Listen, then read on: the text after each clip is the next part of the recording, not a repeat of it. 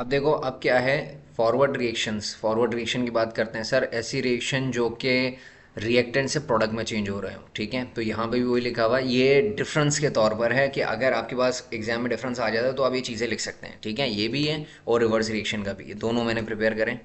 अब देखो करना क्या है, फॉरवर्ड रिएक्शन क्या होते हैं, इससे पहले भी मैंने बताया कि सर फॉरवर्ड रिएक्शन जो है रिएक्टेंट को प्रोडक्ट में चेंज करने का रिएक्शन है, ठीक है। यानी कि इधर देखो, ये रहा रिएक्टेंट, ये प्रोडक्ट में चेंज हो रहा है, तो मैंने क्या करा, एक फॉरवर्ड डायरेक्शन में एक एरो लगाया, जिससे बात साबित है कि रिएक्टेंट प्रोडक्ट में चेंज हो रहा है, ठीक है। दूसरी चीज़, ये फॉरवर्ड रिएक्शन जो है ये लेफ़्ट टू राइट डायरेक्शन में मूव करता है, ठीक है। यानी कि लेफ़्ट से राइट डायरेक्शन में। तीसरी चीज़, इनिशियल रेट पर जो है ये रिएक्शन काफ़ी फास्ट होगा। वो क्यों फास्ट होगा मैं आपको बताता हूँ। इनिशियल रेट पे इसकी कंसंट्रेशन ज़्यादा है और इसकी कम है, ठीक है। तो जब इसकी कंसंट्रेशन ज़्यादा होगी तो ज़्यादा से ज़्यादा क्या करेगा, प्रोडक्ट बनाएगा।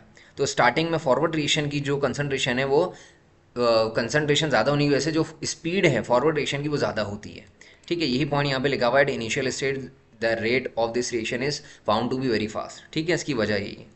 इसका सबसे लास्ट पॉइंट लिखा हुआ है, जैसे जैसे टाइम गुजरेगा तो क्या होगा, ये रिएक्शन स्लो हो जाएगा, ठीक है। अब आगे चलते हैं। रिवर्स रिएक्शन में क्या है, सबसे पहली चीज़ सर, रिवर्स रिएक्शन जो है उसका उलट है, किसका, फॉरवर्ड रिएक्शन का। फॉरवर्ड रिएक्शन में रिएक्टेंट प्रोडक्ट में चेंज हो रहा था, अब क्या होगा, प्रोडक्ट रिएक्टेंट में चेंज होगा। सर वो लेफ़्ट टू राइट था, ये left to right to left है, सॉरी, ठीक है, राइट टू लेफ़्ट है, यानी कि सीधे हाथ से उल्टे हाथ की तरफ जा रहा है। उसमें स्टार्टिंग में कंसंट्रेशन जो है वो ज़्यादा थी, इस वजह से रिएक्शन ऑफ स्पीड भी ज़्यादा था। लेकिन इसकी इनिशियल स्टेज में क्या होता है, रिएक्शन की जो स्पीड है वो क्या होती है, बिल्कुल नेग्लिजिबल होती है, बिल्कुल ज़ीरो के इक्वल होती है। मतलब ज़ीरो तो नहीं बोलूँगा, इतनी है कि ना होने के बराबर है, ठीक है। और सबसे लास्ट का पॉइंट ये है कि जैसे जैसे टाइम गुजरता जाएगा फिर इसका रिएक्शन बढ़ता जाएगा, ठीक है। क्यों बढ़ता जाएगा, क्योंकि प्रोडक्ट की कंसंट्रेशन ज़्यादा होगी, रिएक्टेंट की कम हो जाएगी, तो क्या होगा, फिर वो बैकवर्ड डायरेक्शन में मूव करना शुरू कर देगा, रिवर्स रिएक्शन में मूव करना शुरू कर देगा।